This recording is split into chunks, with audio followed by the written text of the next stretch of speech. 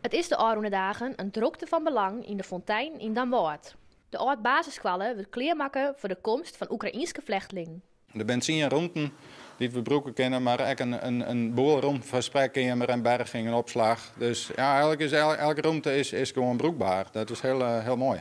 Zoals we hier nog zien, dat we een recreatiezaal die we dan inrichten, dat mensen het lokaal, in lokaal sliepen en leven kunnen, maar ook hier in zo'n recreatiezaal bij elkaar zitten kunnen om te praten of dingen te verwerken die ze beleefd hebben. In de verskate lokalen is de ruimte voor zo'n 30 mensen. Als er uiteindelijk ruimte oerbleut, kunnen er meer vluchtelingen opvangen worden. Ik ben van de weekend even de laatste dingen. De keuken is vorige week geplaatst. Nou maken we even het elektrisch weer aanpassen. De douches we van de weekend nog klaarmaken.